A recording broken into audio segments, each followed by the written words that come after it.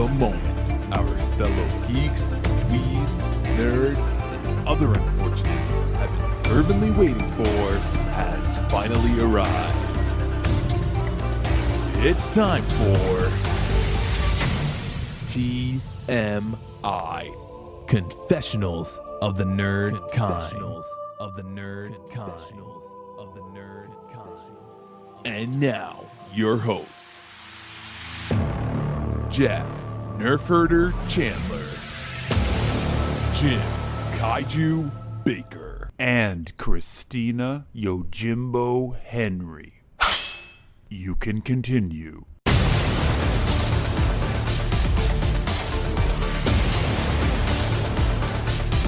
And now, let's get on with the show. Here is TMI. Because I write mine in the dark, so there's no. Right. It's usually not even on the same line. I It's used to going do that down when we like first this. started the show. I had like a little notebook, and I remember my notes for Close Encounters were, oh, it's right here. We're an absolute mess to the point where I'm just like, I don't even know what the hell I was talking about. So after that, I just tried. I can't write All right. anymore. So we got some news, right? We've got some news this week. Well, wait, are we in? We're in. Are we just yeah. in? We're I just just at this drop point- us in. You know, at I this point- arbitrarily find a spot and drop All us right. in. So you people are like little flies on a wall. And you're just listening to us chat away here. Yeah. So welcome. And Welcome after back. we stop, we just continue talking all week. We and then do. We just hit record We on do. Sunday. And you'd be amazed at how much Jim actually cuts out. Continues. I'm like, wait a minute, did we have like a whole side discussion? Son of a Jim cut it out. Yes, indeed. Got to keep us on track. Yeah, I know. Yeah, you're like Somebody the editor. does. Yeah. Listen, I give you credit because we do tend to meander and fall down rabbit holes. But welcome back, everybody. Hopefully Welcome. your state is reopening and you're sitting at a cafe somewhere having some mochaccino. Yeah. No, hopefully your state is reopening and you're still at home because we're having That's true. spikes Yeah. in cases. Yeah, I don't know. I see people everywhere. Although grocery store shopping's been a little bit easier lately. I still can't master the arrows down the aisle. Oh, yeah. It's like multitask because I'm looking up, I'm looking down. My glasses are fogging up. I'm trying to see my notes. My wife is texting me at the same time. It's So I think of chaos. it, I get a few more steps in. Okay, I got to, my I get item enough is steps right in. I there. don't need any more steps. I can see my item, but I've got to go all the way around and come Right. back down this aisle. Yeah, it's like you got it's like friggin' Galaga now. You got to like figure out exactly how to like circumnavigate around, and then you get one person who stops in the middle of the aisle, and you got to stand there, 6 feet away, waiting Yeah. for them to choose. So The anyways, place where this is most egregious is in Trader Joe's. But Trader Joe's are quite small. So the one near me limits the number of people in the store. in the store, yeah. So, but even with the limitations, the aisles are so narrow. If there's one person in the aisle, like everybody's standing at the end of the aisle Yeah. waiting for that person Yeah. to like Yep. clear through so they can go on. Yeah, I know Jim's grocery store is probably a large one like mine, and what they do is they line you up down the frozen food aisle, Mhm. which is genius because the longer you stand there, the more you start looking at what's inside the shelves, and now all of a sudden you start, frozen pizza. Maybe I'll throw one of those in there. And boy, I remember when Grandma made these Boston cream pies. Maybe I'll throw. Next thing you know, it's an extra $50 in my cart. They've already figured out how long it will actually take you to get hungry as you stand in line, and that's how long they make you stand there. Genius, right? At Trader Joe's, they make us stand outside. to check out. Oh, to check out? No. No, this is the line to check out. Like once you're in the store, No, you no. can't just go to the aisle. It's all blocked off. There's a greeter that actually calls out the number of which checkout lane you can get into. Right. But it's like a queue, and we're just all lined up down the freezer food aisle. We can't be alone. Everyone out there feels the pain. So let's get into it because we do have some news, as Jim alluded Yeah, to. we've got some related news. Let's talk about movie theaters. Oh, the fact that they're not opening anytime soon. Even Phase 4 is now off the. Here we were all excited, thinking, "Boy, we just get through this month. We get into July because Yes. everything keeps making." So, right, I think we were really hinging on somehow getting our butts back in the seats for Milan at the end of July, and now that's gone. because Tenet moved, and that left Mulan as the prime movie. This is like to a start off the chess summer. match, right? It's like a Yeah. chess match. It's like, oh, they haven't moved yet. They haven't moved. What are they going to do? And then Tenet moves, and they're like, oh, we're not going to stand here. We're not gonna... Because I guess Disney didn't want to be the first out of the gate. Actually, I read that it was more because they need the theaters in New York and LA to open in the US. And the theaters in LA are not going to be opening anytime soon because California is experiencing a spike. Yeah. And so the, they're reluctant to open if they can't open in the big markets. Yeah, rightfully so. And of course, yes, China matters too for Mulan, especially. Yeah. Like but all films now. I mean, they are thinking about the foreign markets and how they can, get the foreign dollars. And if theaters aren't open overseas, then they're leaving money on the table. Mm-hmm. And so once again, all this stuff is going to start just coming out at the same time. In August, everything is just jockeying around. I'm really disappointed, especially about Tenet, because you guys know about the Music Box Theater. I've mentioned it several times. My local theater lives a couple blocks away from me. So they were planning to reopen next week. They have a 750 person capacity theater. They were going to reopen with only 50 seats open, which would allow 6 feet of distance between parties. And their plan was to show a 70 millimeter print film for the next 5 weeks until they got to Tenet, because they were going to get the 70 millimeter print of Tenet. And they were even making those. Oh, well. That's like pressing vinyl, right? Well, Nolan. And 50 seats, you're saying. Yeah, 50 seats. So it's first come, first serve. This is like Springsteen tickets. You Yeah. gotta wait in line at the box office. Damn. So, but they're trying to be cautious, obviously, and but we've Nolan. I don't know if you know this. Nolan shoots on film. Yes, I know. I did know that. Yeah. So, I actually saw a 70 millimeter print of Dunkirk. Which must have been spectacular. It was amazing. The sound too, especially, was just extraordinary. But the Music Box is one of the few places in the U.S. actually that has people who are sort of have studied film projection. Yes, right. And know how to because it's a long start. Once we went over to digital, it's it's a bunch of kids just pressing a button. Right. So you've got comic book guy basically in your projection booth. You want comic book guy in there? I heard the Music Box is changing their name to the Empty Box, by the way. Yeah, sorry. Well, sorry, actually, this weekend they're showing. They have like a little back garden patio because they have a little. So they're jumping on the drive-in. So they're doing it only holds 25 people, but they're showing Purple Rain this weekend. So which is Minneapolis. Prince. So we can kind of follow, because some of this does fall into my news, which is, you guys aware of what the #1 movie was last week? It was Jurassic Park, right? Oh, yeah. Yeah. Yes, it was Jurassic Park. Thank you very much. All right, you asked me. Fine, I should have known you would know it. Yeah. Yes, thank you. Phrase it as a statement next time and not a question. No, I wanted to kind of throw it out there because sometimes you guys are like, no, maybe you play along. Maybe like, no, Jeff, please tell us. What is the #1 movie? Wait, movie theaters are closed. How is there a movie? Wait, rewind, and Jeff will edit out the part Jim will edit out the part where I said. No, that's good. It's more, listen, go with it. All right, so what's the #2? Was it Jaws? Wow, you son of a... I'm out of here. Mike down. Yes, it was Jaws. So wait a second. So my drive-in has been playing classic movies for the past month. Well, apparently they all are. And these two movies were never at either of my local drive-ins. So I guess last weekend alone, 230 theaters or drive-ins showed Jurassic Park, and it brought in $517,000, which is not huge, but for a movie that's been out for 30 plus years, right? Pretty impressive. We talked off air a little bit about TV shows, but there are 2 shows that we reviewed, series on the show, and season 2 for both are dropping in the next couple months. One is The Umbrella Academy, season 2, July 31st. 31st. Oh, July 31st. So of course it can't be like the beginning of July where we have all month to dwell on it. But they're releasing only the first 3 episodes, and then it's going to be weekly.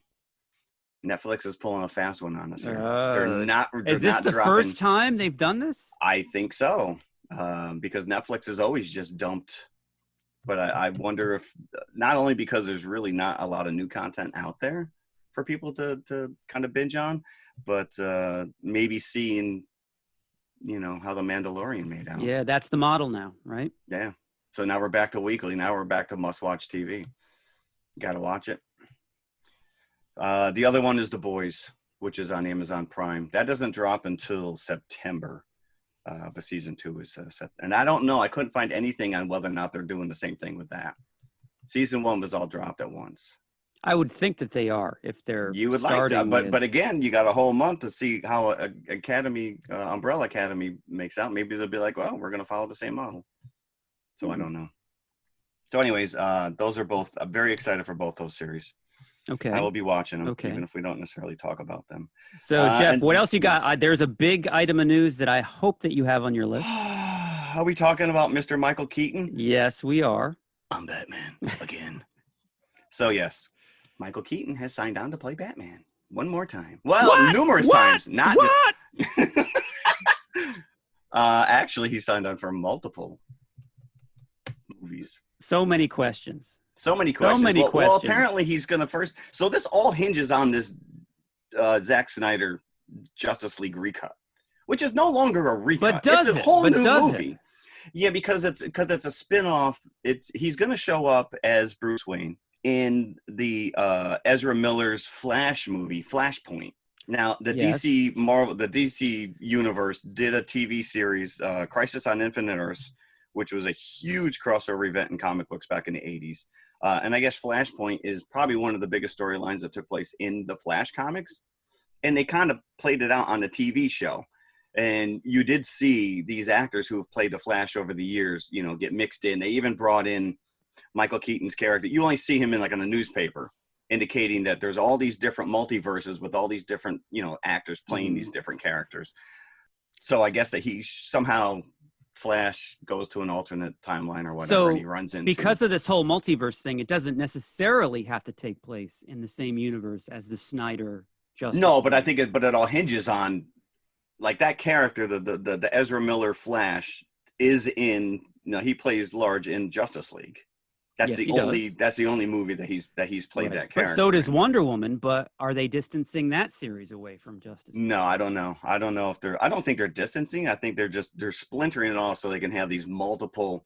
For all I know, they're bringing in Joaquin Phoenix. Rumor also is that Ryan Reynolds is coming back for a cameo as Green Lantern. Because the reason I say this is because, as we know, Affleck is out as Batman. So that's but he is coming back to film stuff for this movie. Is he? Yeah, they're all coming back. It's crazy because it's not like they filmed this and it's all on the cutting room floor and it's like, oh, let's take this stuff and put it back together. It's not the Richard Donner's Superman 2, which was just stuff that he had filmed and then they re-edited it. This is he's filming all new stuff. They're bringing in characters that weren't even in the first Justice League. I want to see Michael Keaton play old man Bruce Wayne in a Batman Beyond movie. That's all I care about. Well, he is old.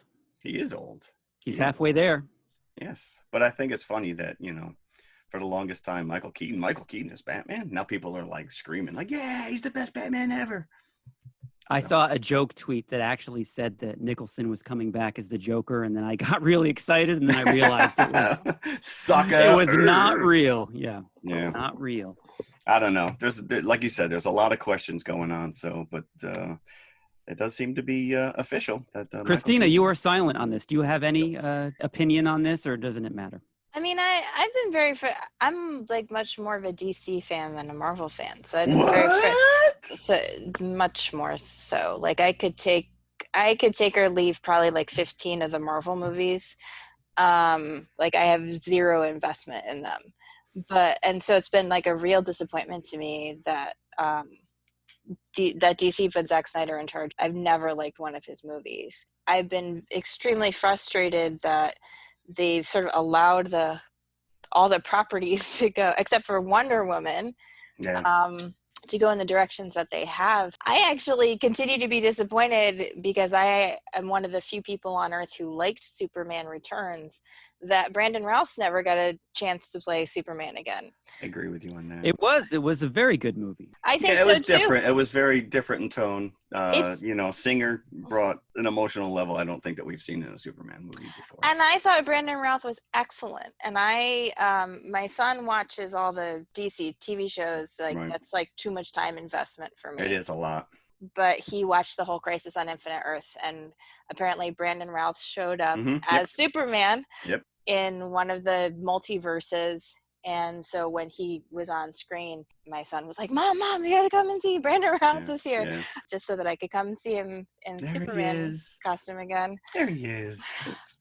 Superman Returns was only different insofar as it was a return to the Christopher Reeve era. Of Yeah. Yeah, Yeah, they you're really not- were. If you weren't familiar with those, then you were like, "What the hell is this?" But But I thought that one of the things I like about it is that, it's more about character development and less Yes, very about much like so. punching and exploding things. And people have this impression though that the movie was a flop. I mean, it made like $300 million worldwide, but because fans were very vocal, like, well, this isn't the Superman that we Yeah. want, it was somehow perceived as A failure. a failure. I remember reading an interview with Singer years later where he said, like, on what planet is like a $300 million take a A failed failure. movie? Yeah. on this Definitely. on this planet, unfortunately, Yeah. Right. So, So maybe on Infinite Earth, It somewhere won't it's a, be, it's yeah. a well-beloved movie. it was. I remember seeing that in IMAX, blown Mhm. away. And what was funny is it's one of the few movies that had 3D in sections. So there was a little icon of 3D glasses that would flash. that you had to put on? Really? That you put them on for the sequence, and the one I remember is the plane spinning out of control. I don't Mhm. remember that. Yeah, I did not Hmm. see it with the 3D option, but I just remember I don't seeing remember it on that. the big screen and like just getting very emotional hearing the Superman theme. Oh, with the geez. Yeah. usage that- Oh, you can't. How can you not? That John Yeah. Williams score kicks in, and you're just like, oh. Yeah. No. So I've been disappointed sort of with the path they've been taking overall, and I'm very disappointed by the fact that the Snyder cut is happening, because it will mean that he continues to be involved. yes, you're right. Yeah, no. And it's really, like I said, everything going forward now seems to be hinging off this. Because DC, I mean, the sad thing is that DC for years had their act together. They were so far ahead of what Marvel was doing in the movies because of Warner Brothers. Marvel couldn't even put out a movie. And Marvel was DC bankrupt. Yeah. They had to sell their character. And the other thing I don't really understand, like, Marvel's been a little better about mining like existing comic book stories for Right. their films. And I fail to understand why DC won't do this when there's so much great material in the comics, especially for Superman and Batman. There's Who've like been around much longer than any Marvel character has ever yeah, been. there's like a zillion great storylines that they could be using Yeah. instead and yet of they just keep mining the same. Let's bring in Lex Luthor again But the problem is that they feel the need to end these villain stories in one movie. in one movie. Yeah. There's no arc with, the Batman versus Joker or anything like that. They've got to Right. kill him or arrest it and he's done. New villain, next movie. Yeah. Yeah. Or they shove like 4 in. again, like especially in an era of franchise era, why not think, instead of thinking of each movie as sort of a standalone sort of one and done thing, think of it as like an arc. Whatever people want to say about Nolan's Batman movies, and there does seem to be some sort of retroactive bitterness towards them. I'm not sure why. Yeah, I'm not sure why either, because I think that they're very well constructed. And But there's a clear arc, right, from the first movie to the last movie, like with elements that are pulled throughout. Right. So why wouldn't you conceive of, say, let's do a Superman trilogy, and you take a storyline from the comics and you conceive of it the same way you think of the original Star Wars trilogy, right? Like there's a first part, a Beginning, the second middle, part, yeah. a third Yeah. part, and Yeah. you take it and you sort of pull the story arc all the way through. I think DC, like, everything seems to be like a knee-jerk reaction to what Marvel does, because Marvel has built up. It started with Iron Man, but yeah, they tied all those together just with those end scene credits. Really, the story itself, it wasn't until later, and they built up to the Avengers, they built up to Infinity Wars, and Endgame. And I think DC saw those numbers and be like, we got to do this, but they did it in reverse, which was, let's not establish these characters in any way, shape, or form. Let's put them all together in one movie, and then we'll branch them off into their own. And it's just not work. If that movie was good, And that's maybe the it would. problem. Yeah. So I don't know. I guess we'll see what's going to happen with this. We're going to have to watch this. We've talked about it every week for the last month. Again, bringing back that, what kind of a world is 300 million considered a failure? What kind of a world keeps giving the same director reigns over this franchise, even though he fails time after time after time? Yeah, It's a financial thing, because even though I don't know, I guess that there are fans out there because they're begged for the Snyder Cut, but I don't know anyone who liked the Superman versus Batman movie. No, I refuse to even see it in the theater. And that's because I hated Man of Steel so much. Yeah, Man of Steel was just completely underwhelming. I walked out of that theater, and I've said this before, which was, I marched my son right home, and we watched the Christopher Reeves. I said, this is Superman, my friend. Superman is not dark. And the only thing that I think saves Man of Steel is that he wasn't truly Superman then. And so he learns and he says, all right, moving forward, I'm never going to do this again, kind of a thing. But still. But I think that's one of the reasons why Patty Jenkins' Wonder Woman really distinguishes itself from a lot of the stuff that's coming out now. Because it's almost like DC had this idea that because Nolan's series was successful, that all their characters had to be super dark, like, emo characters. I don't know. Well, blame it on Nolan's Batman. But that's Batman. Like that's because it was so successful. Well, you go back even farther, and you can blame Frank Miller for The Dark Knight. Yes, you can. Because that really did usher in the dark. That's still Batman. So keep Batman in his niche. I agree. I agree. Great. It's a Batman. Wholeheartedly. Yeah. And Superman is a different character, and I think that if they want to draw differences between Superman and Batman, well, there's a whole literally like 40 years worth of comics. First of all, World's Finest, then like Jeff Loeb's Superman Batman series from about 20 years ago, which has a lot of great stories in it where Superman and Batman work together, and it shows the difference between the two characters. It's not just. I think the detective aspect of Batman has been lost in the theatrical versions. And even as much as Nolan tried to ground that character, the minute he puts on that suit and he puts on that fake voice, then it just kind of like, it's like, oh, come on, now it's just silly. Talking about Batman, this may be in your news as well. We lost Joel Schumacher. We did. And all respect to him, but talking about how Batman fits the most in that niche of darkness and brooding style, it was Schumacher that dragged him out into the light with Batman Forever and Batman and Robin, which was much more lighthearted. He embraced the 60s pop culture kind of look and feel. I think it was George Clooney was just ill cast. He was a great Bruce Wayne, just was not a good Batman. Super interesting. I read this book several years ago. It's called The Caped Crusade by Glenn Weldon. And it's a fascinating look at how Batman has changed over the years, and how whatever Batman was sort of your personal Batman, like your introduction to Batman, becomes the definitive Batman. Sure. And this is why you continue to have these kind of almost generational character debates about what Batman is. It's a really, really interesting book because it looks at sort of the history of the character and also the history of kind of the nerd culture around Batman. So if you have not read it, I highly recommend The Caped Crusade by Glenn Weldon. So are we off Batman? We've had our say. You guys didn't realize I was such a nerd about this topic. Oh, we knew you were a nerd. Not about this topic. No, that's true. My only other news item is July 1st is officially Ghostbusters Day. So happy Ghostbusters Day, everybody. That's all I got. Why is that Ghostbusters Day? I don't know. It was released? I don't know. Was that the opening day of when it came out? I don't think so. I don't think it came out. I think it was 1st. June, right? Yeah. I don't know why July 1st, but I did read Dan Aykroyd had released a statement because, it's come up that obviously Harold Ramis is passed and he is not in this movie whatsoever, but he said that he's well represented. Take that for what it is. Although just based on the teaser trailer, I'm assuming that the kid who finds everything is Egon's son and that he will step into that role. Hopefully they don't just have a cardboard cutout and somebody's voicing him from behind. Genius. Well, at this point they just CG him, bring in an actor and you just rotoscope his head. I don't know if you kids have any news items.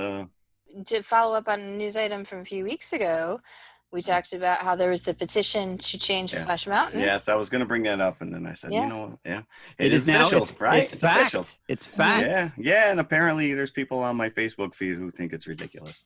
That's not like Disney's never done a ride I overlay. know. Well, and they're Yeah. like, that doesn't make any sense. I'm like, what do you mean? Like I'm posting a map of Disneyland. Here it is. They're right next to New Orleans Square. Hey, they took out 20,000 leagues. Now, if I know. anything was going to cause a Still riot, bitter. it should have been Jim's that. still bitter.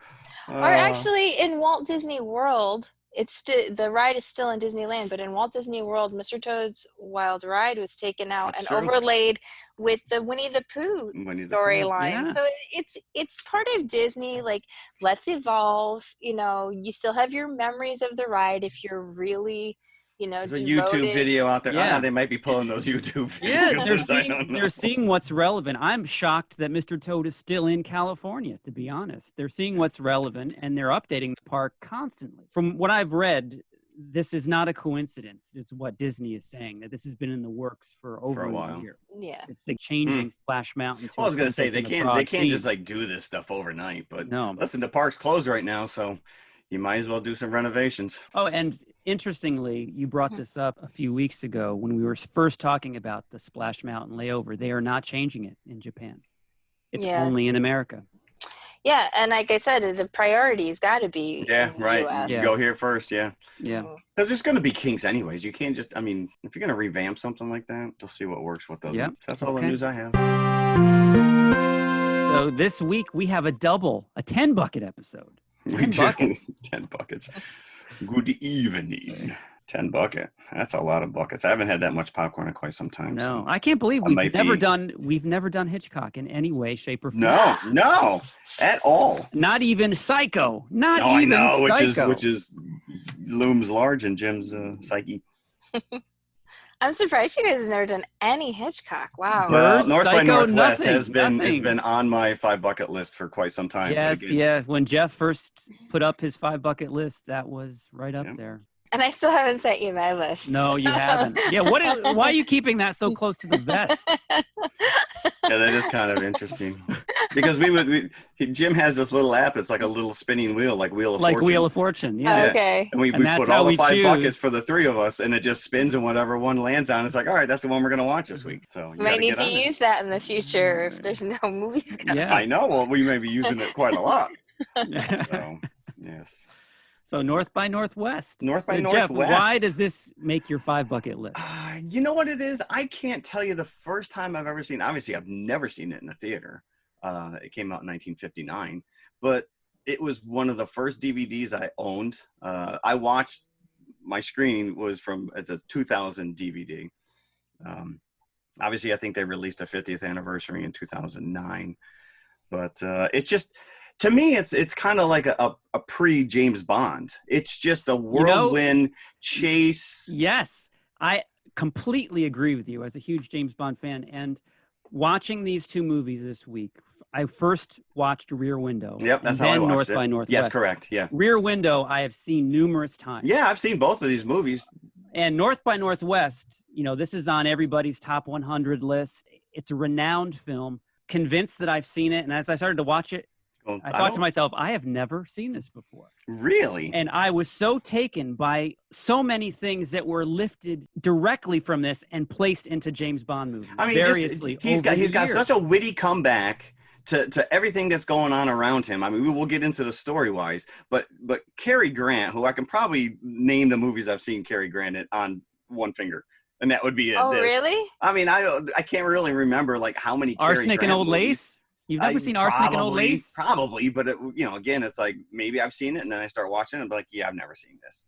Oh But my his gosh. attitude is just so blasé, like he's just kind of rolling with it, and he's got a really funny. To me, as a kid, it was just like the comebacks were always just Right. kind of like he just there's some great lines, but the music stands out to me. And obviously the 2 big scenes, which is the one he's being chased by the crop duster, and the other is obviously the cliffhanger, literally the cliffhanger at the end of the movie on top of the Mount Rushmore.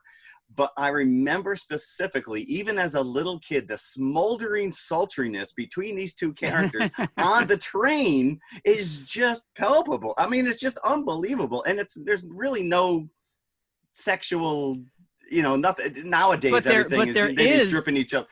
We hate to say, it's of its time, but I think it was salacious for its time. This and Rear Window. But I mean, even watching it again, she is so freaking hot. And just the two of them, because he's just a good-looking guy to begin with. So you get these two together, and that scene on the train where it's this little cat and mouse between the two of them back and forth, just sitting at a table. It's one of those movies I can watch over and over again, and I pick up on little things every time I've seen it. Now, I'm very curious, before we get off the James Bond aspect of this, that, Jeff, when you saw Majesty's Secret Service a few months ago, it was of my opinion watching this that Lazenby is doing a Grant impersonation from this movie. I could see that. I could easily see that. Yeah. So it's just one of those movies that I stumbled across, absolutely fell in love with. Probably saw this before I saw any James Bond movies or was kind of aware of James Bond. I just think it's fun. I think it's a fun movie. And it of is course, fun. Yeah, it is fun. It is fun. It does not take itself too seriously. It's a fun ride. Especially the reason I say that, I'm thinking specifically of the scene where Thornhill has been drugged and he's trying to drive, and all the expressions on his face. No, he was playing a pretty good drunk. So let's get into it, because obviously, if anybody has never seen this movie before, So do you want to carry us through basically? No, I don't. What the plot is? Come on, this is your five bucket. No, I know, but you do such a better job. I never saw this before. So the setup, within 10 minutes, you know exactly what the setup is, which is we're introduced to this character, Roger Thornhill, who is played by Cary Grant, and he is a old school 50s ad exec, prim and proper suit. You're introduced to him as he's walking with his secretary, and he's just laying out everything that needs to get accomplished for the day. He's passing the buck off to her. He's rushing to go meet some guys at a stuffy bar for a meeting. And you see right away he's a mama's boy. He's connected to his mama. That was hilarious. He calls her numerous times. What a catch this guy is. If you want somebody that's going to call their mother every 10 minutes, then he is the guy for you. Yeah, and he realizes right away, I told my secretary to call my mom, but she's at her bridge club, so I need to get, of course we don't have cell phones back then, so he's got to find the valet or the waiter at the restaurant, and he's got to find a phone that he can use, pay phone or whatever. But at the exact same time, you have these two underbelly spies that are trying to draw out this guy, George Kaplan, who sounds like the worst spy in the world, because if you are a spy, why do you keep using your name to check into every hotel? Even friggin' celebrities know enough to like check in under. True. So let's have the waiter call out the spy's name. Correct. Yeah. Hey, I heard he's in here. We need a George Kaplan. I'm over here. There he is. Get him. So the only two worse spies than Kaplan are going to be these two goons. Who think that somehow this is, but it works because he just happens to be paging the waiter at the same time. And he just raises his hand as he's calling for Kaplan. Right, and of course he leads them to the phone. So they misinterpreted that that's George Kaplan. So they kidnap him. And this is where the dialogue, just because he's now shoved into this car with these two guys, and he's just like, hey, listen, I'm all for a kidnapping, he says, but I've got tickets for theater later, so let's get this going. Like, he just kind of rolls with it. These guys got a gun in his. So it's just silliness. But it just goes downhill, where they take him to this elaborate mansion, and he meets this guy who we think is Townsend. He meets Captain Nemo. Oh, Nemo. I know, right? Mr. Land. Captain Nemo himself. Yes, too bad he didn't offer him up some calamari. And he gives him a whale of a tail. So it's just this wrongly accused man. And everything just cascades. It just goes from horrible to worse. They drug him. Well, they don't drug him. They force him to drink like a giant glass of bourbon. And I'm like, you can't force someone to drink that much bourbon. And like, as Jim mentioned, and then they put him in the car and they leave him careening down the highway. He's drunk. We're going to just let him drive off the cliff. They point the car to the cliff, and then he regains control as he's driving towards it. Right. Yeah. And then like the full Flintstone sound effects of the car are in full effect as he's like careening down the mountain. I mean, this is a very frothy film. But like, if you go back to the scene where he's in the room with James Mason and very intimidating Martin Landau, by the way. Yes. Yes. So Martin Landau is pretty Um, damn tall, is he not? So he wasn't Yeah. always old, which is incredible to I me. know, but he was still always gangly and ugly looking. Like he just. But the first like real like very tight close up of the film comes in that scene when they grab him by the arms, and like Hitchcock always seems to go really close when people are struggling. Oh You yeah, know? yeah. He's got So- some nice camera work going on here So he too. pulls in really, really tight, and at a certain point, you know, you're just on Cary Grant's face, like this very, very tight close up. It's actually slightly blurry, and all you see of everyone else is the The glass hands. being Yeah. folded Yep. and the hands holding him Yeah. down. Yeah. So it's one of those things where he, like up to this point, you've been in a Cary Grant movie, you know, sort of pulled along by Cary Grant's charm, Right. and then suddenly it's terrifying. Like this Yeah. is, you know, he doesn't want you to think that this isn't real. You know, this is a serious situation. Yes, you're right. Although at the same time, Grant is still being disarming in the car, but the viewer is invested in what's happening to him. Mm-hmm. Yeah. So, but that's, you know, a testament to Grant and his charm. Yeah. Yeah. And you talk about the camera work, even in that scene where he meets Van Damme, who we find out at this point we think his name is Townsend. Right. And he's in this room and he closes the shades, and then the camera follows the bad guy as he walks from point A to point B, turning on the lamps. And at the same, so the camera's it's pulling left to right. And at the same time, you're cutting back to Grant, and the camera's going right to left. So it's almost like this swirly effect where all of a sudden now you're realizing that maybe he is, you know, the camera's doing all the work, implying that there's something more going on. There's something insidious, and he's becoming, you know, disoriented. Even though, like Jim says, he's very disarming with his quips and his missives. That he's just, you know, I don't have time for this. I gotta go. You know, I got people waiting for me. So yeah, but the drunk scene driving down, and I'm like, there's no rear view mirror in this car or seatbelts, obviously. But then we meet his lawyer, who is the chief from Get Smart. So now, from this point on, Thornhill decides to conduct his own investigation. well, nobody believes him. So the police arrest him for being drunken. They put him in the slammer, and even that, the interplay where you know, he's drunk off his ass. And he keeps saying they got me drunk. Yeah, sure. Come on. I got a nice little patty room in the back for you. And he goes to lay on the table when he goes to the police station. and he makes a phone call and he calls his mom, you know, so this, like you said, the fact that he's like, yeah, Mom, they got me. So stupid stuff like that. But the score on this is just like, it's just so upbeat, and it's just so like you just, it's like a ride. It's just so opposite of Rear Window, where the score is minimal to the point where you're just hearing yeah. Well, I mean, at this point, Hitchcock had started his collaboration with Bernard Herrmann, and obviously, like, Bernard Herrmann's scores like practically define this whole era of Hitchcock. Like, I don't even think it's a Hitchcock movie without Bernard Herrmann's score. You know. Yeah. I will tell you that on my DVD, I have it's a making of documentary hosted by Eva Marie Saint, and there's a large chunk of this where they're talking to the writer, Ernest Lehman. Yeah, you go. And he was just, I guess Hitchcock came to him and he had like two scenes in mind. One was the UN delegate scene, and the other was the end cliffhanger on this guy crafted a movie around these two ideas. Yeah, Hitchcock had always wanted to do a chase scene at Mount Rushmore. Yep. And he had this idea for a long time that it would be called The Man in Mr. Lincoln's Nose. Yes. Before I read that, I was watching this. I'm like, wouldn't it be funny if they went up one of their noses? Yeah, but that's what he wanted to do. And then he wanted Thornhill to have a sneezing fit. Yeah.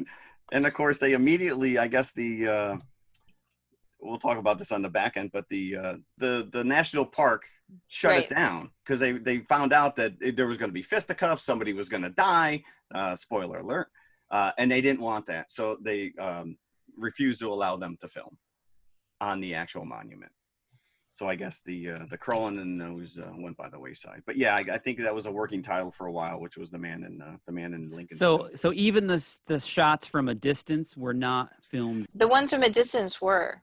Yeah, they did shoot in the visitor center. Mm-hmm. But anything at that end where, and you can look this up because the special effects on this were pretty impressive when you realize that only certain parts of the monument were built for them to clamber up and down on. The rest were all matte paintings. They were all just flat paintings. And it's just such an amazing effect. But it would have been very unwieldy to have filmed that. Oh, they could have never actually. Yeah, you never would have gotten, what you got in the end result on this movie. If you just, nowadays you put a drone up there, There's your actors on wires and off you go. There's a documentary about Robert Boyle, who's the art director. Yeah. It's actually called The Man on Lincoln's Nose. And he apparently actually did climb Rushmore. He was lowered down in a harness so that he could take the reference photos for the film. It's interesting because Ernest Lehman, when he wrote this, he said he wanted to write the Hitchcock picture to end all Hitchcock pictures. And if you look at it thematically, it's really similar to a lot of other Hitchcock movies where you have an innocent man sort of caught up in a larger conspiracy. It's very similar, plot-wise to 39 Steps or The Man Who Knew Too Much. But especially, and I feel like it's not compared often enough to this, Saboteur. It has very similar plot where there's an innocent man sort of caught up in something that, he's a false saboteur who sort of, and there's a real saboteur. And it also has a huge battle on a major American landmark. Because Saboteur has the big battle on Statue of Liberty. But it's interesting, if you watch a lot of Hitchcock movies, how you sort of see the same things sort of keep bubbling up over and over thematically, his obsessions. One of the reasons you're probably struggling to talk about the plot, Jeff, is there's not much to the plot. No, because it's just him on the run, basically, just trying to clear his name. And so we ended with the fact that he was arrested. His mom comes in, saves his ass. And then they all go back. The police go back to investigate this house, but they take him, his lawyer, and his mom with them. It's what kind of police work is this? And of course, they are completely bamboozled because the lady shows up and she pretends that he is Kaplan, calls him Kaplan. No, she does call him Townsend. Roger. Thornhill. But that he was there and he had too much to drink and we tried to tell him not to leave. And so they just keep weaving these lines. And he's like, I've never met you before in my life. So this is where everything is kind of out of control. And the normal person probably would just curl up in a ball and be like, this is not happening. Right. But this is not even Mrs. Townsend. We find out later. The real Mrs. Townsend is dead. So you'd think that the police may know that, if they're looking into this. Or know who the guy was, yeah. So we find out that, oh no, my husband is off, so then he goes, he takes it upon himself to try to look for Kaplan. And Thornhill is probably the most ill-equipped person in the world to go detective hunting because he's putting himself back. Right. So now he's putting himself in that position of being Kaplan by being in his hotel. Yeah. So now he's because he wants to find out who this Kaplan is and why he's somehow for all intents and purposes he becomes Kaplan. Yeah, he sneaks into his room. The phone rings. He answers it. He tells him who. Oh yeah, this is Kaplan. Porter comes in. Oh, hi, Mr. Kaplan, and he just kind of rolls with it. And the mom is the worst help ever. She's no help.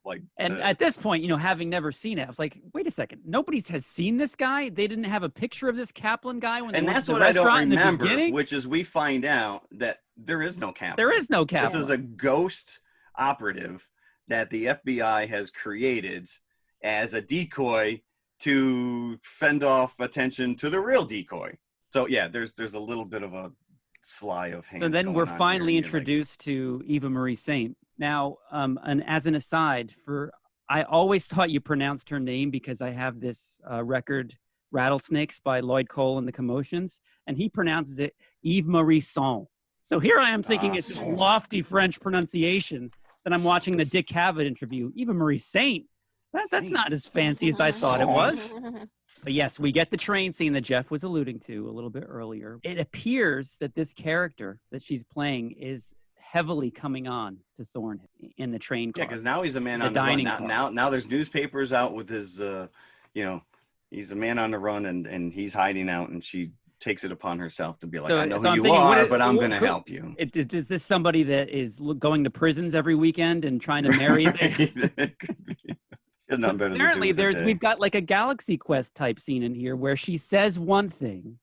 Oh yeah, but they looped it out. Yeah, that was a little. You talk about this being a little ahead of its time. That was apparently way too ahead of its time because she does make reference to making love, and it's so obvious they just dub over what she actually says. I'm like, what? Yeah. So I had to, as soon as the movie was over, I had to look it up to see what she actually said. Yeah, but meanwhile, he can get away with it, but I guess a woman at the time. So she says, "I never make love on an empty stomach." Was it just like coming on to him? So absolutely. She never plans on actually doing that, but she needs to have his utmost attention. But what she actually says, what's dubbed over, is, "I never discuss love on an empty stomach." But even with that change, it's still a very forward conversation. Like I said, this, even as a kid, you could feel the tension between these two characters, and I'm like, I don't meet anybody like that in the train. And at this point, you don't know that she is the agent. That what? That's right. She's a double agent.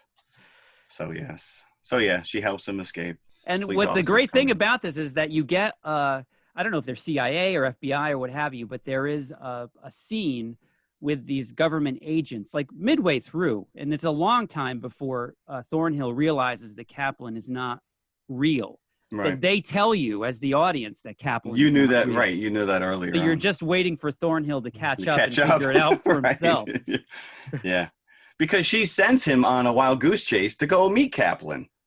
Oh, Kaplan left me this number. Just take this bus, go out in the middle of nowhere, and wait there. He'll meet you. Which happens in like every other James Bond movie, is like somebody sends him to a spot where he's going to be assassinated. He's going to be ambushed. But this is like the iconic scene in the whole movie, which is he gets dumped off. Why there's a bus stop in the middle of this desert is beyond anybody's. So they travel. He travels from New York to Chicago. That's where he meets Eve Kendall is her. Yeah, Eve Kendall. Sorry. And then this is in somewhere like Kansas. I think it was. It's supposed to be in Indiana. I think. Okay. Christina, have you driven by this cornfield going back and forth? It was actually, the scene was actually filmed in California, but it does not look unlike Indiana. I'll tell you. Well, they had to plant the cornfield he hides in. They had to plant that corn. Yeah. That didn't exist. As a matter of fact, that opening shot, it's an aerial shot down on the road as the bus pulls in and you just see him get off. That's a matte painting. There's actually a town in the left-hand corner. Oh, really? And what they had to do is take a matte painting, suspend it from a crane, and then tie it off on all four corners so it didn't move, and then film through it. So it's all one shot. It's not, I guess you consider it a composite shot, but it's not done in post-production. It's all done in film at the time, which is pretty impressive. I mean, it's a stupid throwaway thing. You never would realize it. But yeah, so now he's just left to stand there and the cars are coming and going. There's a lot of traffic for the fact that he's in the middle of nowhere. And that's a beautiful, speaking of that shot, that's a beautiful setup shot where the bus just comes into frame and continues on like halfway into the frame and then stops and lets him out. And you're just looking at this. Yeah, this vast expanse of nothing. Yeah. And another car comes along and you see, because like nothing, there's no music, there's no dialogue really. Just like the sounds of the desert around him as the cars are whizzing by, and he's just standing, and he's being set up. That he thinks, oh, I'm going to meet this guy. What's going to happen? And there is a guy there who's right, and he's standing on the other side of the road. He gets dropped off, and he's just kind of staring at him. Finally, he makes his way across the road, and he's like, kind of hot out today, huh? And he's like, yeah, it's been hotter, And then you realize this guy has nothing to do with what's going on. But he does point out the fact that the biplane is cropping dust where there ain't no crops. And no sooner does this guy get on a bus and leave, then the plane zooms down. And again, it's rear screen. They're not going to put their actor, being chased down by a plane with potential for any injury. But it's pretty seamless. Seems like a very elaborate way to kill him. You would think so, right? If you want to take him out, there probably would be easier ways than to just gun him down. Let's take off 3 years off the end of his life by sending the crop duster over him. But they do have a gun on board. They do. They do have a so machine gun. It's like shooting off King Kong off the Empire State Building. Yeah. So, but unfortunately, and what were they trying? And of course, the crop duster careens into the gas truck. So, what was he trying to do there? Was he getting low enough? Swooping down too. He was trying to. He was trying to stop the truck, and the plane just came in too low. But it's like again, there's absolutely nothing around you, and you just run into the truck. It's like you. But not an iconic scene, nonetheless. I think we just needed an explosion at that point. And we got one. We got a good one. We did. Yeah, we did. So. First time he saw this, my son got very upset that Cary Grant's beautiful suit got dirty. Funny you mentioned that. Funny you mentioned that suit, because in 2006, this is just a little factoid I picked up, GQ named that suit the most important suit in all of film history. Really? Cary Grant's suit in North. Well, it does hold out pretty well, and when he does, so now he realizes that she duped him, and he makes his way back into town. He steals a truck or whatever. And when he's in the lobby, you're kind of like, yeah, he cleaned up pretty. I mean, yeah, there was a couple spots on the suit, but he was covered. He was completely covered in crop dust.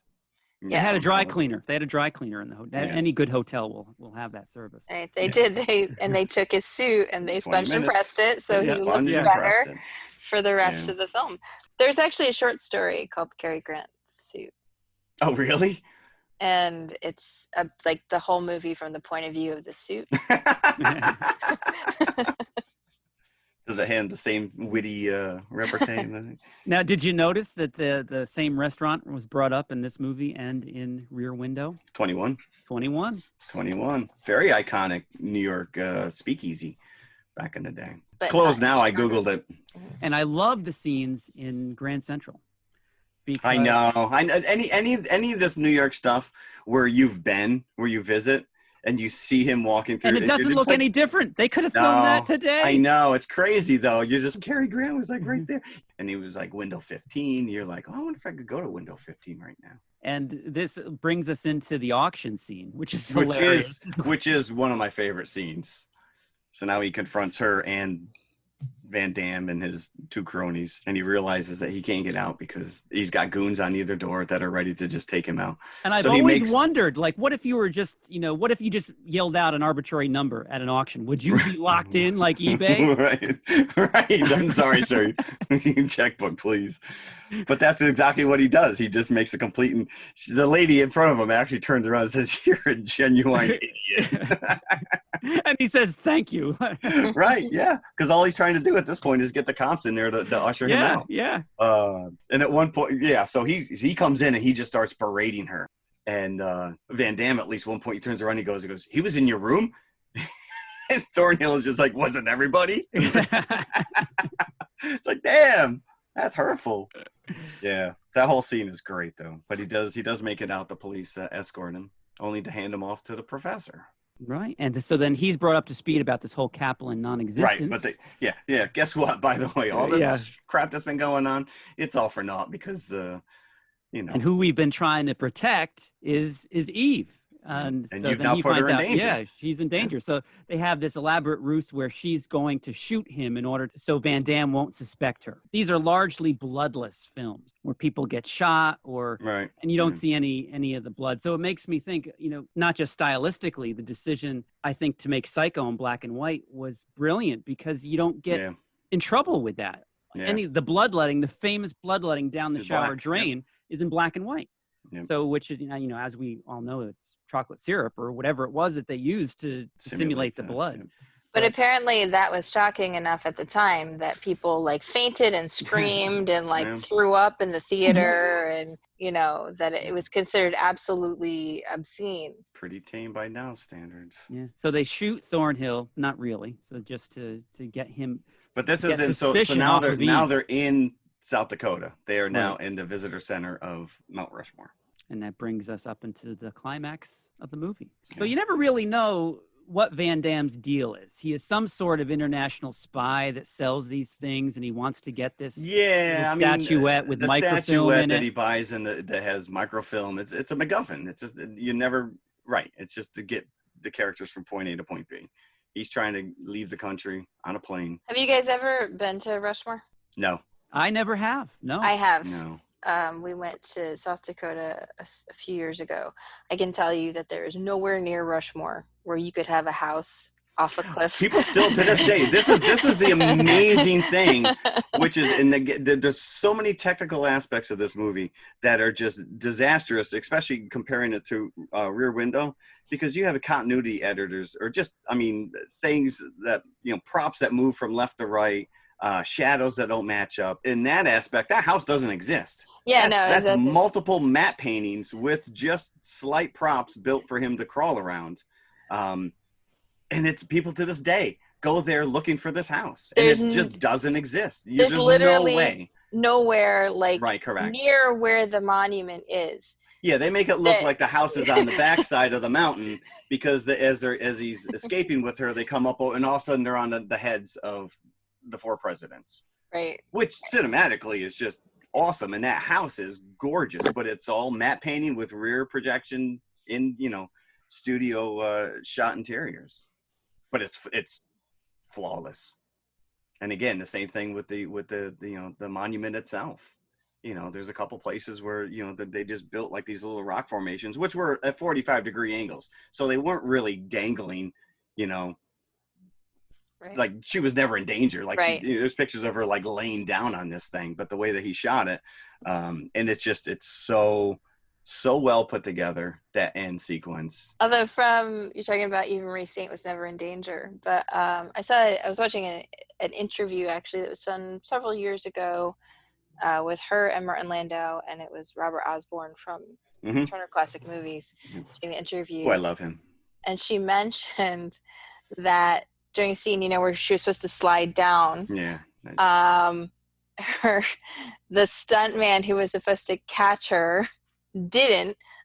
Yeah. And so she kept going and going, and she actually hurt her arm. So there's a scene after where she's yep. Going it's because she actually hurt herself. Yeah, they used it. He used it in the movie. He's like, all right, go with it. They're still filming. Yep. So. There's one scene we need to talk about, which is when he was in the hospital before all this, and he's sneaking out of he gets the guy brings him a new suit or whatever, and he sneaks out the window and he comes into another patient's room, and it's a woman. She turns the light on, she's like, stop, and then she sees him and she puts her glasses on, she's like, stop, and he goes, oh no, and he walks. It's so funny.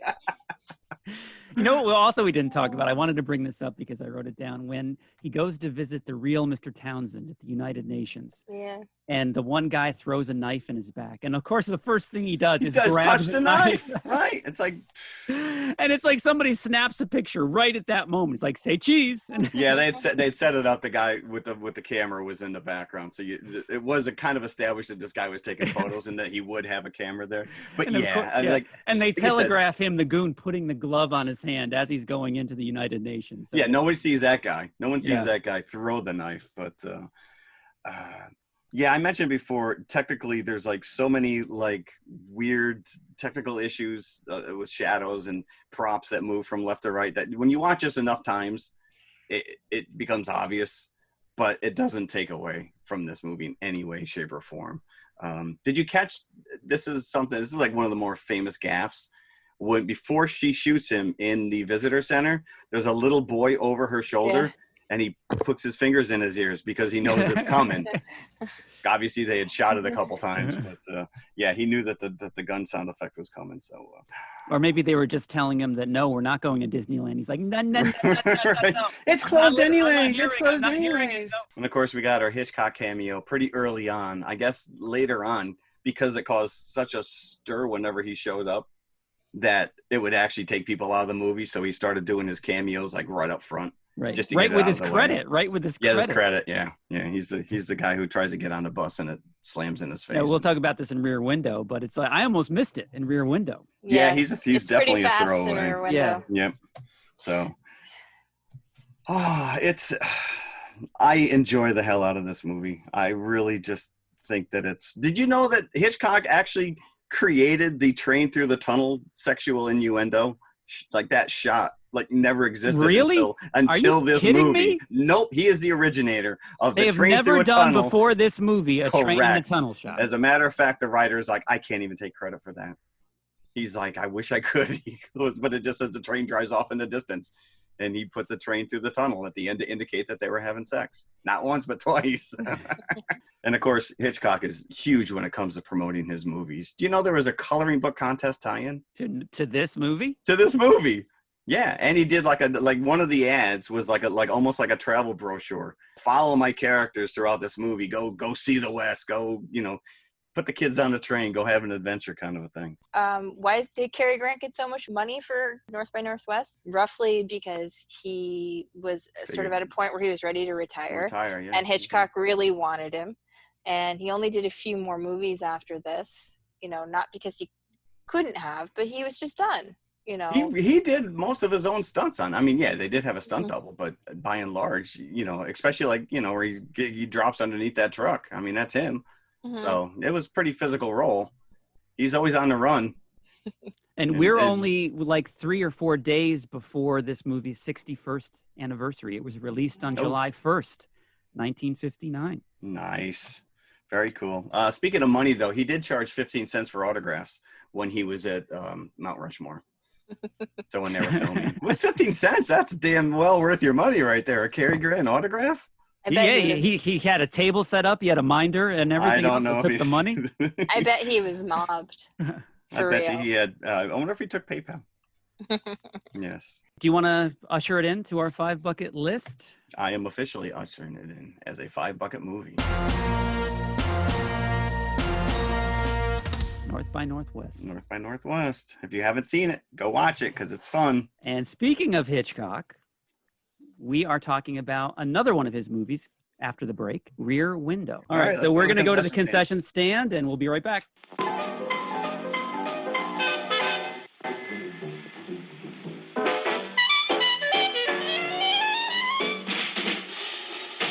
Like you crave that corn when it's freshly bobbed. You gotta beat it to the box with the butter on the top. Don't hesitate, mate. Make that scene. Get eyes for the coolest and dig some ice cream.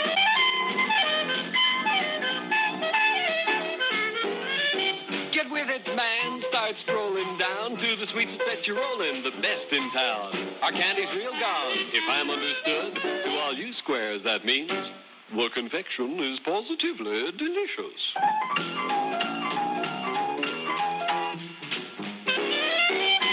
That stuff, give me 5, let me send you into this nutty jive. All the cats go cool for the dog that's hot, and the burgers are the biggest. Dad, that's a lot.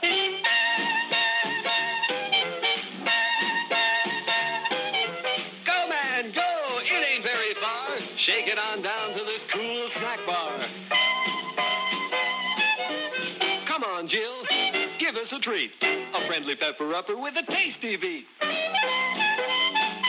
Drink Dr. Pepper, Dr. Pepper, 'cause it never lets you down. Frosty, man, Frosty.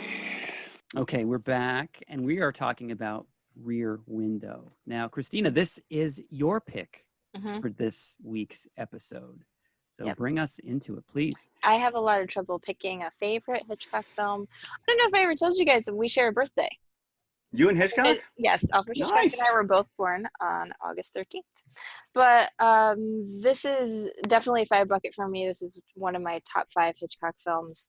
It has a very simple plot. And one of the things I love about this plot is sort of the way the mystery unfolds in the story. So to set up, L.B. Jeffries, played by James Stewart, is a photographer who has broken his leg trying to get a great shot of a crashing car on a speedway. Is that photo that you see the driver being thrown from the car? That's the one. That's the one. Yeah, with the crushed camera right there for his, And so he's confined to his apartment, and of course it's 1954, so there's no Netflix. And the back of his apartment faces a courtyard, which faces the back of 3 other buildings. So it makes a little kind of rectangle where, and because it's summer and it's hot, everyone has their windows open. Yes. And such a precursor to social media. It is, and social distancing. He is stuck in his apartment. So this movie so much speaks to what's happening today. It is unbelievable. No, right, yeah. So, matter of fact, there's a couple lines of dialogue that you directly relate to what we're doing. But go ahead, sorry. So he's passing the time by watching his neighbors, and he has a girlfriend who is way too good for him, played by Grace Kelly. Her character's name is Lisa Fremont, and she comes from a wealthy family, and she works in fashion. And he clearly feels a lot of insecurity about their difference in status because he's always trying He's right. Push her off. She's completely out of his league. And the introductory shot of her while she's leaning over him, even obviously it's one of the most iconic entrances in film, period. But it is really breathtaking. Yeah, as is she. Yeah. She's a spectacular always, but the wonderful thing about this movie, I think, is the way it uses point of view shots. Because a lot of times, you're either looking directly through like the binoculars or the camera with Jimmy Stewart, or he looks at something, the camera looks at it, so you look at it too. And the great thing about that scene where Grace Kelly's leaning over him is it's a point of view shot, right? It's like she's coming to kiss you. Right. Yeah. She's leaning into you. That's funny you mentioned that, because there's a couple scenes where he's not looking and something happens and you as the audience are privy to it, but he's not. Right. And there's one scene in particular, which we'll talk about later, which actually I think really helps create a sense of suspense throughout the film that you see as the audience, but he doesn't see. Yeah. Right. And just getting into that idea a little bit more of going from his point of view. As an audience member, you're stuck in that apartment with him. And even though you say, there's no Netflix then, he doesn't have a TV, and he's using the neighbors as his entertainment. At the same time, you're distanced from them. So it almost is like watching a TV. The camera never goes into the other apartments, even at the point where the girls sneak out into the courtyard. And it's never from their point of view. It's always from his point of view. Right. It's not like reality. It's not like you're spying. You're watching. It's there for your entertainment. And once he sees Miss Lonelyhearts get assaulted, then he realizes, okay, this is something maybe I shouldn't be privy to. I mean, that's because Stella, who is his nurse, kind of lays it out there. She's like, we're like a whole race of Peeping Toms now. What are you doing? Well, I love Thelma Ritter. I love her every time I see her. She's probably the best character in this whole movie. She really is enjoyable to watch. I remember seeing her in a movie called A New Kind of Love. I don't know if you've ever seen it, with Paul Newman. And that is a complete throwaway film, New Kind of Love, with Paul Newman and Joanne Woodward. He only did it because Joanne Woodward is his wife. She said, we have to do this movie. And Thelma Ritter's in it, and she's magnificent as always. But the interesting thing is that this film sometimes gets dismissed because it has this static location, and some people have said, oh, well, it's like a play, but I think it's not really like a play. I think especially when you're looking into the people's houses, like watching a bunch of little silent movies. Yeah, because there's especially early on when he's panning around and you see all the different apartments and all the different, like, there's so much that's going on that's just conveyed with body language. You're not even making out the dialogue of what these people are talking about, and especially when you get into Lars and his wife, who is bedridden, and you see him come in the front door and she's in a bedroom, and what she's doing compared to what he's doing, it really is impressive, because you're not really seeing anything that doesn't play out to a larger degree. later on. And the scene, the one thing that's interesting though, I think that we should note that even though Jimmy Stewart's character is technically the hero, this is not a likable character. No, it's not. No, I mean, because he's doing everything in his power to push this girl away, who obviously cares deeply about him. But like you said, you know, she comes in and immediately shows off this $1,100 dress, and I'm sure back in 1954 that was a lot of money. But at the same time, in his defense, he's being practical because he's doing it, I think, for her benefit. Correct. That her expectations. He's like, I can never give you the world that you are accustomed to. And I get that, but this girl, sees the writing on the wall. I mean, first of all, it's Grace Kelly. She's no Eva Marie Saint, but wait, I mean, it's not just her looks. Like, here she is. Look how thoughtful she's been. She's brought dinner to him. That's where you're right. I mean, from literally 21, brought from 21. Which is, like I said, is like this legendary high-end restaurant to begin with, and now you got the guy at your door bringing you, you know, lobster Cantonese or whatever it was. But that's part of why he's tentative about but he does lay it out. He won't have dinner at 21 once I'm, you know, in this He's like, photojournalistic have you ever had to scrounge? You're right, because he's talking as a photographer who's gone out into the field, you know, lived off the land, got shot at, and he's like, has this ever happened to you? Have you ever done this? You know, I'm sure those shoes will come in handy when we're like navigating through the African jungles, kind of a thing. But then she says, if there's one thing I know how to do, it's how to wear the right clothes for the situation. So she's willing to adapt. She's willing to, you know, change her status. But yeah, I was very kind of blown away by the fact that he was doing everything in his power to push her away. That's why I love this movie so much, is because it ties everything together. There's so much going on below the surface here. Not just the mystery that needs to be solved, but the fact that they're bonding over the mystery that needs to be solved. Yes, because there is a scene where she, at first, especially with Stella, and they think, you know, that he's just crazy. He's wasting his time. He's got nothing better to do. Close the shades, open a book. And then there's something that happens, and then she's on board, and she's like, all right, I'm with you now. Let's solve this thing.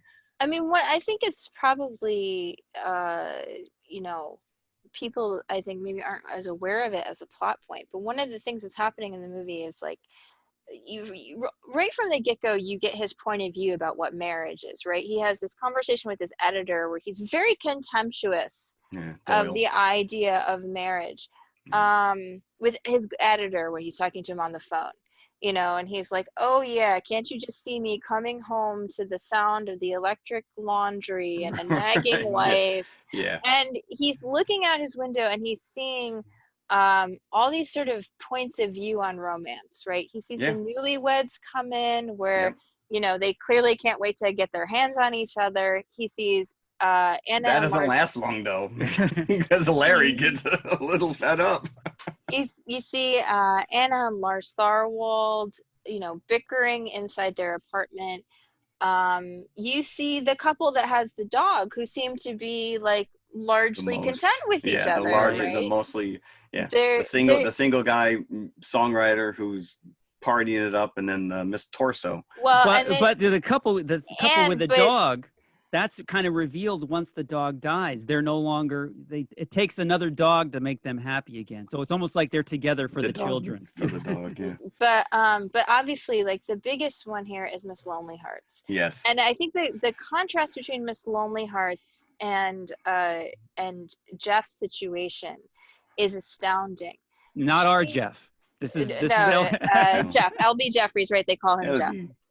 And I think, first of all, I just want to give so much credit to Judith Evelyn, who does an amazing job of conveying the emotional life of this character without dialogue. Yeah, basically, yeah. From a distance. It's all pantomimed, really. I cry. I bawl outright every single time you see that scene where she's pretending the suitor has arrived. Oh, yeah. It's just heartbreaking. Yeah. But he reacts to it too later on. But he doesn't react the same way Lisa does. This is such a significant scene.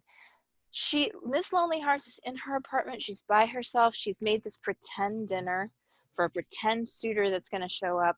She pretends he comes in. She pretends he kisses her cheek. She pretends to sit down at the dinner table with him. This is right after Lisa has brought this beautiful dinner yeah. to Jeff, right? And he has been sort of very dismissive. Oh, yeah, of course, it's perfect, just like it always is. He actually has what Miss Lonelyhearts wants. Is looking for, yeah. And he's dismissive of it. And the look, when the camera pans back into the apartment, the look on his face where he's, you know, sort of like slightly dismissive, like, she looks, you know, kind of pathetic. But the look on Lisa's face is actually what kills me every time, because she can tell how much compassion she feels for this woman. His character, compared to the way Jeff feels. He always holds what he's observing at a little bit of a distance. You see him smirking a lot at what he sees kind of going on around the courtyard. And I think that's one of the reasons why he's not really a likable character. Yeah. Because once he starts, so the sort of defining event of the film is that when he's trying to fall asleep in his chair one night, as he looks out the window, he hears a cut-off scream and the sound of breaking glass. But he doesn't know where it came from. Right. So he falls asleep. And then he wakes up at intervals throughout the night because it starts to rain. And he sees his neighbor, Lars Thorwald, coming and going from his apartment, carrying a case every time. And he kind of wonders about this, but in a vague way. And then the next day, he sees that the windows where the wife usually sleeps are closed. And he starts wondering, why are the windows closed? Because she's, you know, it's so hot out and she's an invalid. She's always in bed. And, but this is where you get, right before that happens, you get this one scene where the audience is privy to information that Jeff is not. And that's, you see Thorwald leaving his apartment with a woman. Yeah. Jeff never sees this. Now, this scene is clearly planted to put doubt in the mind of the viewer. Right. You know, that what he's speculating is not really. Because you're already thinking, along with Jeff, what's happening when you're seeing him come and go with the suitcases. Right. And after hearing the scream. But then it does throw a wrench once you see the woman leaving. Like, oh, yeah. So Jeff starts to suspect that Mrs. Thorwald has been killed by her husband, and that he was removing her in pieces in the suitcases. And he convinces Stella, his massage therapist, and Lisa, his girlfriend, that this is what's happened. So now they're all invested in this mystery. But this is where I feel that you get this sense that Jeff is really not a good person. He is not some kind of crusader for justice.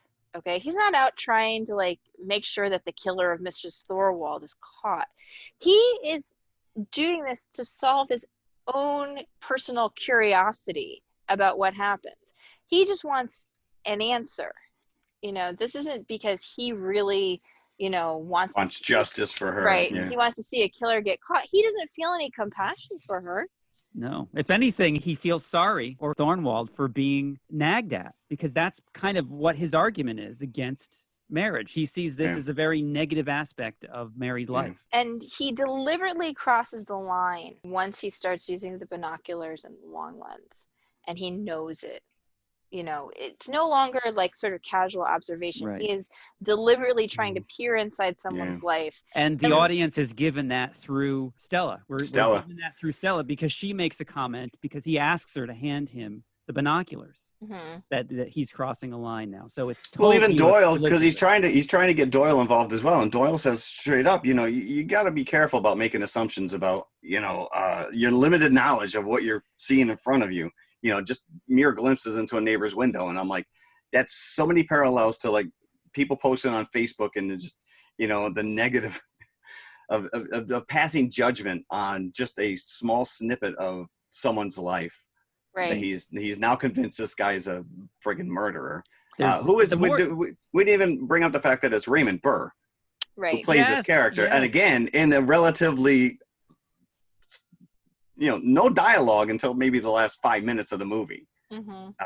It's all just it's pantomimed, and it's just he sets the tone with these characters. And but yeah, physically, Burr is just so threatening, especially, of course, when he shows up in the apartment with Jeff, and you just see the light on his eyes.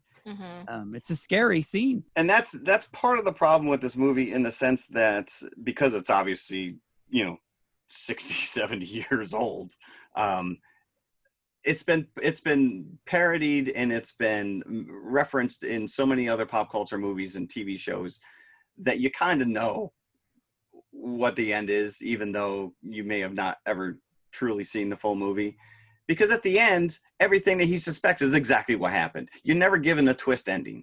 You're never like, oh no, I thought it was this and it's that. Everything that he suspects and surmises is exactly the way it happened.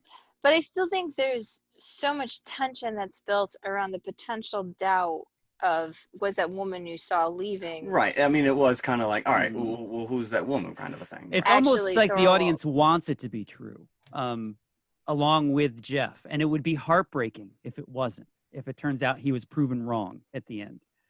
Right. And actually, again, because Hitchcock is so aware of the audience, Lisa actually said something like that. She says, look at us, like we're sitting here absolutely devastated that we found out this woman wasn't killed, right? Because the police officer had come and said, nope, like he put his wife on the train, Yep, and right.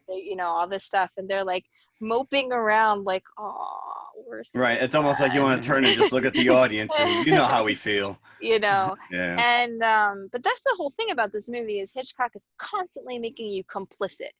You are just as guilty as Jeff is looking out that window. Like, you are just as guilty of speculation Oh yeah. about these people's lives.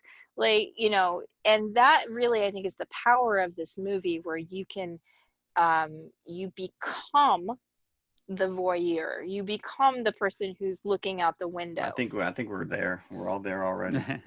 What's funny is that this may be intentional, it may not be, that everybody that he names in the courtyard are all named after body parts. So you're in that frame of mind subconsciously. Miss Torso, Right. Miss Lonely Hearts, Miss Right. Hearing Aid, Huh. even. Okay. Right. So, once Thornwald comes to his crime, what Jeff suspects him of doing, chopping up his wife into bits, you're already kind of there because you know these other characters by their body parts. And there's a couple of scenes that I think are so interesting, where Thorwald is sitting in the dark And all smoking, you see is the smoke. and all you There's a see is the cigarette. ember. Don't you wonder what Thorwald is watching while he's sitting there? Well, numerous times you had to say, is no one seeing this guy sitting there with I mean, the lens that he's using, you cannot use that size of a lens without a tripod. And if he can see everybody else with his lights on, he can be seen as well. And there was Clear as day. a couple times where he's like, oh, hold on, you can see us, and he pushed back into the shadow. But by then, just like everything else, I mean, most people are going on with their lives, and you don't really see anybody looking out the window. But you're right. I mean, but that's the Lars climax of the movie. It's so obvious that at the end, when Jeff falls from the window, everybody's looking at him. You see every person that he's been looking at him.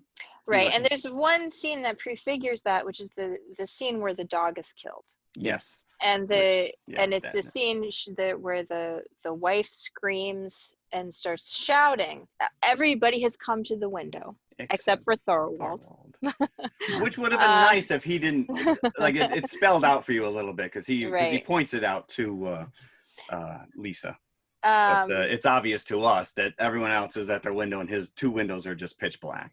Right. So, but then she, starts yelling and saying, why would anyone do that? He was the only thing in this neighborhood who liked anybody. Neighbors like each other. Neighbors talk to each other. They care if anybody lives or dies. Yep. And it's such an indictment of not just sort of that, distance that we have between us sometimes, even when we live in a close community. But it's also, again, like, I really think a sort of on-point indictment of Jimmy Stewart's character, because he doesn't really care that Anna Thorwald's died.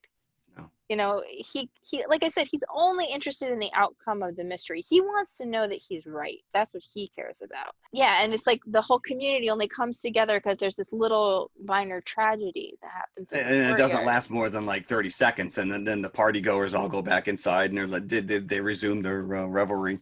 And I like the fact that they called out, you know, the dog had to die because obviously it knew too much. It's like he was going to tell somebody. Ruh-roh. I mean, whatever you think of the story and whatever you think in terms of the mystery, the last half hour is unbearably tense. Because Well, I think the whole thing is brilliantly set up because, again, there's really nothing going on that doesn't play out to some extent. And the set itself is gorgeous. It's a fully realized set to the point where these people they had running water and electricity in these rooms, and a lot of these actors lived in these little apartments. The whole movie, it's great that the set is so impressive because the movie hangs on this set because that's all that you're looking at.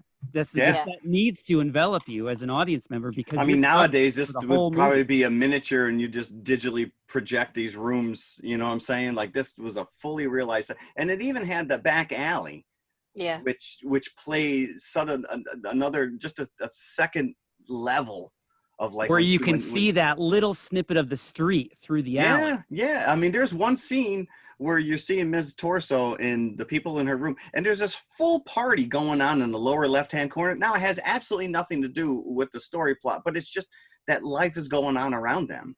And he's just so focused on what is going on in these little windows. You know, I guess it's like just cheap Netflix for him. One of the reasons I think why the last half hour is so tense is because, again, you're always focused on Jeff's point of view. And Lisa and Stella have gone out to do some potentially risky things. That is where like you're like, what are you doing? Yeah. Like, and even him, even Jeff is like, I just don't want you to end up like that dog. Right. That's I mean, all. if you really believe this guy's a murderer, you're going to sneak into his apartment? Well, You're he didn't a socialite. Yeah. It's like she went because Lisa was now obsessed with the purse. No woman in her right mind is going to leave her hand purse behind. It's true. And she's not going to leave her jewelry. That's the biggest thing. Just, you know, you're not going to, like she says, you're not going to stuff all your jewelry in the bag and let it get all tangled. And this is what she tries to argue to Doyle. And this is, as an audience member, you're just stymied by this guy who will have nothing to do with these fantastical ideas as Jeff and Lisa. And because he's telling her, there's something the dog's been, digging up the ground by the flowers. And he goes, well, you mean digging up something like an old ham bone? And this is one of my favorite movies. I don't know what pet names he called his wife. The character of Doyle is just there to make you angry and decide with Jeff and Lisa even more. Because talking about salaciousness, we didn't talk about the scene where she comes over and plans to stay the night, and they make a huge deal over this. Yeah. She opens her suitcase like I'm gonna stay in her nightgown. Oh, I know. Doyle's like, and Doyle keeps judgment. looking at it, sweating, or his eyes keep going to it as if it's like a bloody knife in her suitcase. Yeah, he's probably figuring out how that was gonna work with that. And then cast. Stuart's like, "Oh, watch it now, watch it now." Exactly. He was just like, "I know what you're thinking." You back off there, big guy. Harvey, watch it now, Harvey. It's not what you think. This is not what you think. But yeah, so you have that scene where she climbs into the apartment, into Thorwald's apartment, because she's thinking she's going to collect some evidence to actually show the police officer who's been so dismissive of their concern. Jeff has tried to lure Thorwald away by saying, I know what you did and I'll meet you at this hotel type of thing. Oh, that's right. They say she slips a note. Right. Yeah. And then there's what's happening simultaneously is that Miss Lonelyhearts is planning to kill herself. She has all these pills laid out. And Stella realizes that because Stella's like, I know full well I've seen these pills before. This scene drove me nuts. I'm like, Lisa's in the apartment with the murderer and you're looking at Mrs. Lonelyhearts. Can't you look at both at the same time? They're both gonna die. But actually what happens, it's a very beautiful sort of mirrored scene, is that the composer starts to play his finally completed piece of music. And both Lisa and Miss Lonelyhearts come to the window in the same position to listen to the music. As this is happening, Thorwald is coming down the hallway, and now you as the audience are freaking out. You're like, Yeah.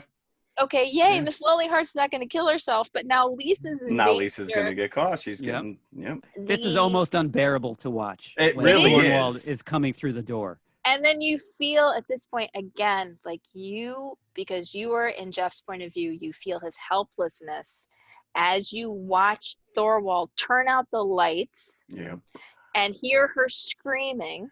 Yeah. And he cannot do anything. He is. But Stella can. I'm yelling, Stella, just go bang on the door. Stella, go. But the police arrived like pretty quick, so there must have been nothing going on that night. Right. Well, he had already called them before anything happened, right? Because he was on the phone. Well, he knew it. He knew it was. He called. He goes, someone's being abducted or someone's being accosted. Well, he gets on the phone initially and asks for the police because they're going to call to have someone get Miss Lonelyhearts before she kills herself.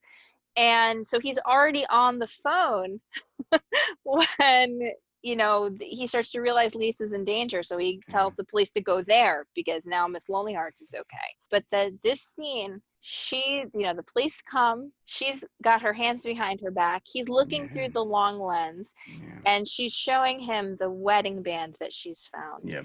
And then the camera pans up. You're still looking through the lens, and Thorwald looks at you. That scene, it chills you to the bone every time because you can see the realization in his eyes that Jeff is watching. Yeah, because they snuck him to know. I know what you did. What'd you do with her? What'd you do with her, or something like that? But it's like, you're breaking and entering. You're stealing. This would have been a great opportunity to have Raymond Burr show up through the screen in the movie theater. Or show up as Ironside.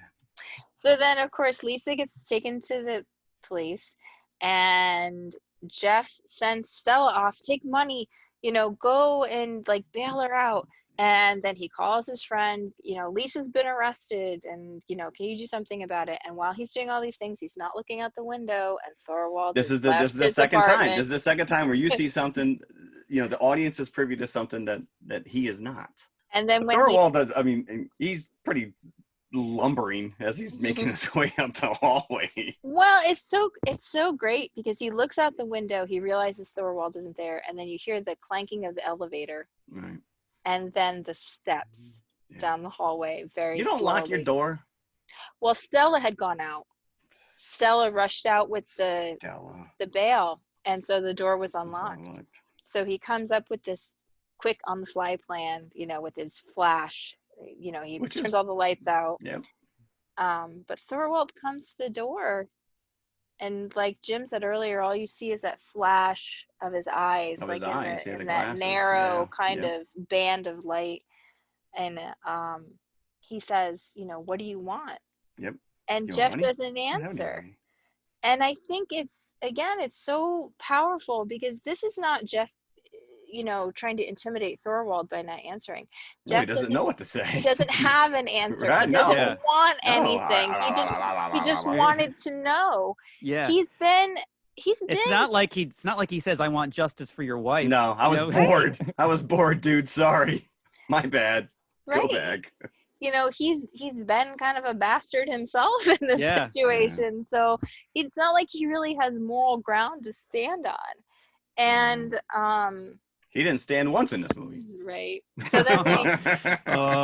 then Jeff tries to blind him with the flash, but then Thorwald rushes him. And that was a very good simulation as to the flash, what your eyes actually do. The red, before you readjust. And then again, this is one of those scenes where, just like in North by Northwest, where the characters are struggling and Hitchcock gets in really close with the camera. Yeah. So you sort of feel the visceralness of the struggle. Yeah, because your personal space is being completely invaded here.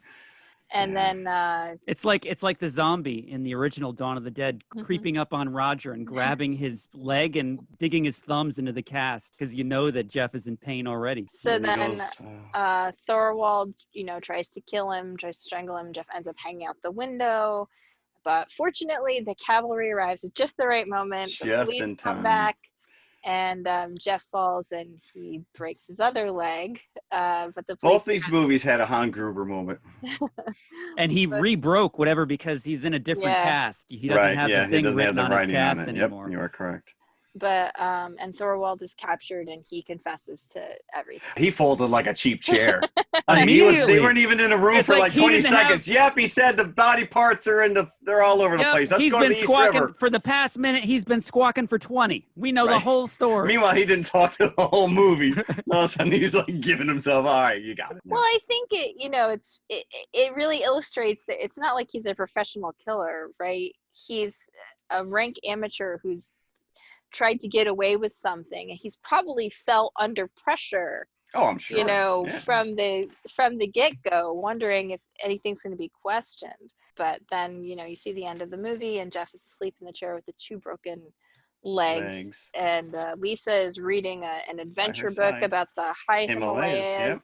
And then as soon as she realizes he's asleep, she puts it aside and takes out her magazine so that, she can read what she really wants to read. Yeah. This is such a wonderful movie. Did you guys know Raymond Burr, he was modeled after David O. Selznick, the producer? Oh, the way he looked, you mean? Why? Is he a murderer? No. So Alfred Hitchcock, one of the first movies he made in the U.S. was Rebecca with Joan Fontaine and Laurence Olivier, and it was produced by David O. Selznick. By the way, the only Hitchcock movie that ever won Best Picture. And also one of my favorite books of all time.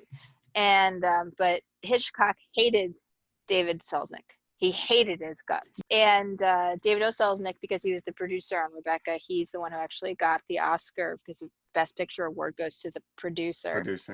Yeah. But him and Hitchcock sort of famously argued about creative content in films, and they made a few films together. Hitchcock always held kind of a lasting grudge against him, so he modeled Raymond Burr physically to look like David O. Selznick. Well, that's weird because even in North by Northwest, there's a David O. Selznick reference when Thornhill has his match of cards and his initials are ROT, and she says, "What does the O stand for?" And he goes, "Nothing." That's exactly Selznick uses the O as nothing. So I thought that was a reference to him as well. Yeah, but he hated David O. Selznick and Raymond Burr, who's unrecognizable if you've seen him in anything else. I know. He does not look like himself. He looks like. I didn't realize on this viewing, I didn't remember that Raymond Burr was in it, and I didn't recognize him until the end when you see the close-up of him. Right. Because again, you don't hear him. You don't hear his voice except for at one point on the phone. Then, of course, I was like, Steve Martin. It's Steve Martin. Steve Martin. One of the things Jim talked earlier about the sound. So there's no real score. They only used like sort of real life sounds so that it would the music would not intrude. So you would always feel like you were actually in this apartment, only hearing what Jimmy Stewart's character hears, and they shot the live sound from that apartment, so you would always get that distant, that acoustic, that drifting sound, especially the piano, which that piece and we haven't talked about him yet. No, we haven't. That piece becomes the theme of the movie. That song that he's working out, and then at the end, it turns out that the lyrics are Lisa, over the closing credits. Right. So I will name the composer, and then I'm sure one of you will pick up the thread from here. Ross Bagdasarian, but better known by his stage name, Dave Seville. David Seville. Alvin! Creator of Alvin and the Chipmunks, baby. Now that was right in the Alvin and the Chipmunk era, was it not? There wasn't Alvin and the Chipmunks, or was it? Did they already exist at this point? Boy, I think it's before, but not too far before. Yeah, not really. I mean, and you hear him; he does have a line of dialogue, and you hear that David Seville voice. Yeah. Now it's with him that Hitch has his cameo. He's winding a clock, I think. Yeah, he's in the background there winding the clock. And again, he's only seen through Jimmy Stewart's eyes, so it's at a distance. So he's very easy to miss. if you're not looking for him. One of the influences on this film was the real life case of Dr. Crippen. No, I know it was based on a book though. Well, there's a short story. Short story. Called "It Had to Be Murder" by Cornell Woolrich. It was none of the supporting characters exist in the short story. It's just Jeff, in his window, looking out. But in the real case of Dr. Crippen, it's almost exactly the same plot, which is that he killed his wife, buried her body in the basement, I think, or in the garden, and he then told everyone that she'd gone on a trip to America. And the neighbors started to get suspicious when they saw him walking around town with his secretary, who was wearing his wife's jewelry. Smooth move, dude. Didn't really think that one through, did you? And if you're Agatha Christie fan, Agatha Christie references the case of Dr. Crippen I don't know how many times. I feel like every book she mentions. And along with her Crippen. jewelry, I hear that she was wearing a T-shirt that said, "I'm with the murderer," with an arrow. Right, with an arrow. Like many of his movies, this was a hit.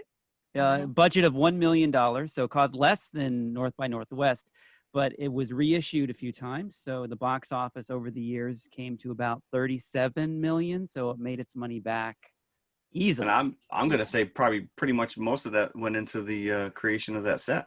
Mm-hmm. Yeah. Oh yeah. I would think. Although the best special effect is the dog in the basket, right? You know what's funny is that on the DVD that I got to watch this on, I got it from Netflix. I still get DVDs from Netflix. That had the trailer, and I watched the trailer, and it must have been for a reissue because it said if your nerves have calmed down from Psycho, then please watch Rear Window. So this must have been reissued after Psycho at some point in the 60s. Yeah, I have a DVD. It's about 20 years old now, but it was a collector's edition that came out basically right after they restored the film. So they did an actual proper restoration of the film. Yeah, the film apparently was in pretty bad shape right into the 60s. It deteriorated pretty quickly, but it was all restored by hand. Yeah. There was only, I think, one or two little scenes that they had to digitally retouch. Otherwise, everything was just. Yeah, it's like someone physically working with each frame of the film, to restore bring it back. Yep. The clarity and the color. The restoration's gorgeous. Yeah. Now this was considered like one of Hitchcock's Lost Five. There was 4 other movies that were unavailable for screenings or whatnot for years because he had pulled them and left them to his daughter. I guess it had actually aired on ABC once, and they did not have the rights to actually air it, but they did. Interesting. Yeah, I guess it also included The Man Who Knew Too Much, Rope, The Trouble with Harry, and Vertigo. 4 Jimmy Stewart movies. All 4 Jimmy Stewart movies. Pretty sure. Maybe they just didn't like Jimmy Stewart. Except for Trouble with Harry. Yeah. So I wonder if they were all Paramount, and they're tied together in that way as well. Originally Paramount. Maybe. Right, because you said this was. I don't know. So, all right, Christina, would you like to officially usher this in? I would like to officially make Rear Window part of the 5 Bucket Club. Woo! Not 1, but 2 Alfred Hitchcock movies are now permanently in our 5 bucket collection. It's a big bucket list we got going. Yes, and this should not be the last time, obviously, that we cover Alfred Hitchcock. No, I would like to talk Rope at some point. Yeah. Oh, I definitely would like to talk about Rope, especially because, the case that it's based on is a Chicago story. Leopold and Loeb. Yeah. Did they use any Chicago locations in North by Northwest? Because they... Yeah, they did, actually. They did. The Ambassador is a hotel in Chicago. The airport is Midway. That building's been demolished, but it was demolished relatively recently, like the last 20 years, I think. So as soon as I saw it in the movie, I was like, that's Midway. Oh. Because you can tell. Right. But they don't really use Chicago. No, because it's kind of a passing point. It's like But it's kind of the same thing for New York if you think about it, because the vast majority of the initial action in North by Northwest in the New York scenes actually take place on Long Island, on the estate. Oh, the estate, yeah. So, Oh, you get the street, you get the Park Avenue street there at the beginning. right. And that's the one thing when I was watching a documentary, there was a fair amount of behind the scenes photos of the making of that. They really documented that well.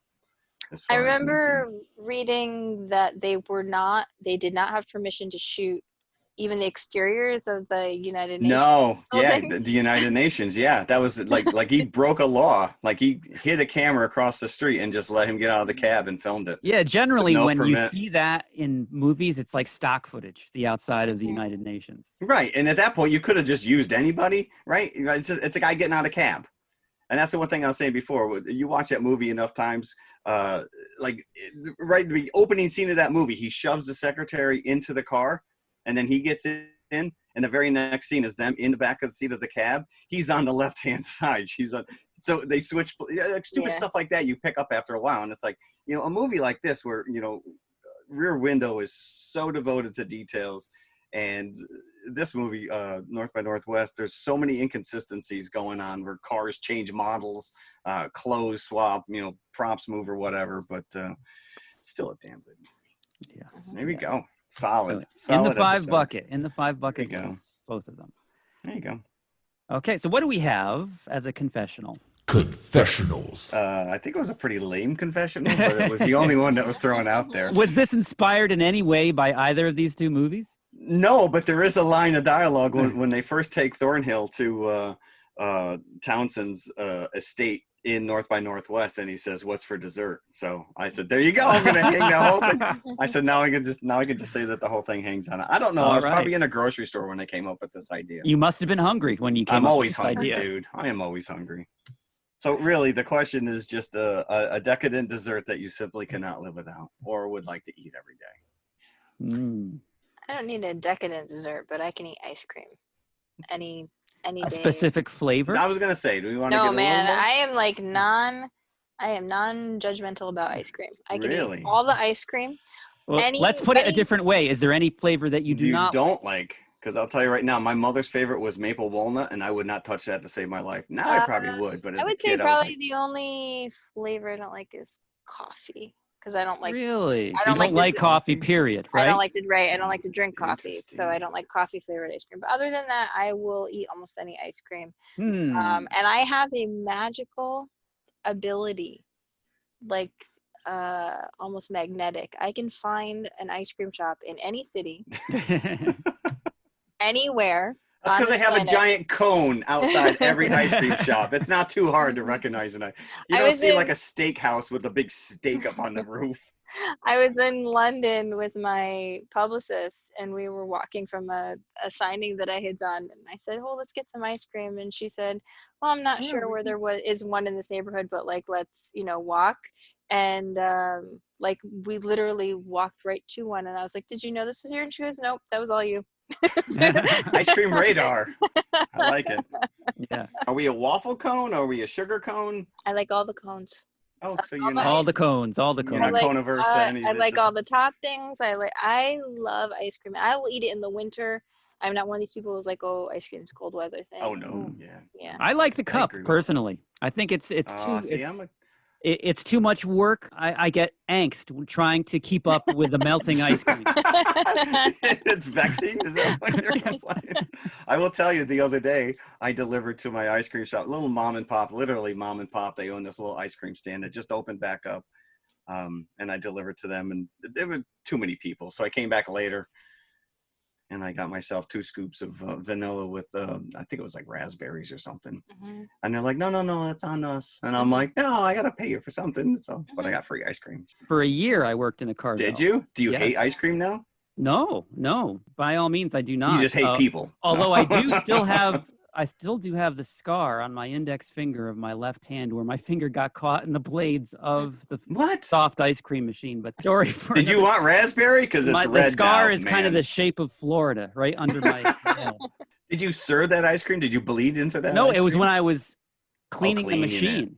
Like, you take off the levers Yeah. and then you hold the way that I did it was always one other person there. So they would run hot water into the top of the machine, and I would hold the water, with my hands with a rag, and they had a TV behind the counter. So I'm watching TV, not looking at my hands slipping down the machine. And then it was just enough that my finger went in as my hand slipped far enough, and it just nicked. If my finger was rigid, it would have been a terrible story. But we cleaned it. No worries there. We cleaned it and disinfected it. We'll leave the location yes, we will. We will. So no one's like, I'm not going there. That kid cut his finger back in I used to 86. make malted shakes of a scoop of every single flavor of ice cream. Was that like your lunch? In one shake, and then put the Carvel crunchies on top of that. Fudgy the whale cake, dude. Let's go. Yeah. Carvel. We don't have Carvel out here. That's what Really? I really miss. I never had a Carvel until I went to college because they weren't upstate, but they're definitely a New York City area fixture. But because of those days, hands down, my favorite flavor is pistachio. Love pistachio. Ooh, I don't know if I can do pistachio ice cream. This has become a confessional about ice cream. I'm a big banana split guy myself, but it's got to be traditional banana split with chocolate, vanilla, and strawberry, and then you get the pineapple sauce and the cherry sauce and the whipped cream, and the bananas. Obviously, the bananas. So, yes. So there we go. Yes, this is an ice cream confessional. So was that your answer, Jeff? That is not my answer. No, I am a sucker for a warm piece of blueberry pie, but it's got to have a heaping scoop of vanilla bean ice cream on top. So, okay. So there you go. You see, my answer, my wife is disgusted by. She cannot believe that I like this. And because of this, I so rarely have it because nobody else will eat this but me in the house. So it's kind of a waste to get one. But I love the Italian rainbow marzipan cake. And I love the taste of it, that anisette vanilla kind of a taste to it. My wife hates it. My son. You can't just buy like little cubes. You can't just get like little squares. You can, like but a local bakery here makes a cake of it, and the cubes are nothing like this. And once I think maybe I got a raise and I treated myself to this cake, and it was unbelievable. But I was the only one that ate it. And I can't eat an entire cake by myself. So you're not a fat kid that just sits in the corner eating your rainbow cake. Leave me alone. So maybe one of these days, if something really good happens to me, I'll go buy myself that cake. I think we all need to just treat ourselves today. Yeah. Everybody go out and get your favorite dessert. So we're going off our normal genre specific schedule next week. We are covering a Broadway show. We haven't really talked about anything Broadway related. I went to see King Kong and talked about it. That's right. We did. And you gave our review of King Kong. So we're not actually going to Broadway. No, apparently it's closed. They're frowning upon that right now. But we're going to be covering the Disney Plus broadcast of Hamilton next week. Now, I've never seen it before. Jeff's never seen it before. I've never seen Christina's never seen it before, but she is a fan of the soundtrack. Yes. Very big fan of the soundtrack. So we'll give you our assessment of Hamilton next week. Now, who wants to announce our co-feature with Hamilton? Christina. I feel like this is being laid at my door because I mentioned it. You brought it up once. Listen, just like Jimmy Stewart. We're complicit with this choice. So we decided to go completely off the rails, and we're going to cover Xanadu. The Olivia Newton-John, dare I say, classic. The ELO song is in there, right? Oh yeah. Oh yeah. Okay. There's music in there. I know it's a musical, but I didn't know if Xanadu, the song from ELO, was this. Oh no! It's sung by Olivia Newton-John. Listen, I'm not going to say no to Olivia. Along with Magic as well, big hit from Xanadu. That was actually a pretty big hit for her. It was. Yes, it was. She is still a hit. That was the follow-up to Grease. She's an Australian treasure. And there will be roller skating and inexplicably Gene Kelly. And will he be dancing with a cartoon mouse? That's almost like George Burns showing up in Sgt. Pepper. Just because.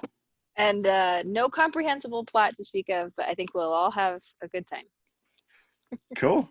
Listen, we're slim pickings right now. So now, isn't the lead actor in this also the guy from The Warriors? Or are they two different guys? So I'd have to look. I think he was like kind of a 70s staple, but Well, we'll be able to tell not you this sure. next week. Yeah. Yes, Oh, yeah, we'll we'll have confirm plenty. this for you next week. Speaking of the Warriors, though, did you hear that they're remaking it? With who? I don't know, but it's like, what's the point? Because it's such a 70s, like a modern version of this. What are you trying to do? Just That's get through another Times one Square we've with never a mask done. on, or not? That's another one we've never done. Is the Warriors? The Warriors. Yeah. I That is a can't cult classic. imagine the Warriors with like the sort of sleek, actors that they cast now in movies. Like No, because everyone looks perfect, and that movie's so gritty. But that was New York. I mean, 3/4 of that movie is New York as a character. I mean, in the 70s, that's what New York was. Even when I started working in Manhattan in the 80s, Times Square was a cesspool. I know, and those train cars covered in graffiti. Graffiti. Was We'll get brutal. back there again. People are bored. They got nothing better to do anyway, so they're graffitiing everything. But yeah, that's next week. Hamilton Hamilton and Xanadu. Oh, I can't wait to see your artwork for this, Jeff. I can't wait to see the confessional. Wow. All right, cool. Thanks as always, kids. Thank you. It's fun. thank you. Hamilton and Xanadu. Hello, everybody. If you liked the podcast you just heard, then please follow TMI on all of our social media outlets. First and foremost, email us at tmipodcast2018@gmail.com. That is tmipodcast2018@gmail.com. And you can follow us on Twitter at TMI_podcast2018. Stop over, say hi, give us a compliment. We'd love to hear from you. Awesome. Make sure you follow us on Instagram as well, which is also TMI_podcast2018. And of course, we are on Facebook, facebook.com/TMI Podcast 2018. And it should be noted, we also have a community page, so join the forum. And if you like to watch YouTube, you can see us at TMI Podcast 2018, all one word. Look for the popcorn bucket. Popcorn bucket. Or you could just go to our website, which has every link there, TMIConfessionalspodcast.com. And we'll see you at the concession stand. We'll save some popcorn for you. Mother. I just don't want you to end up like that dog. Son of a... I'm out of here.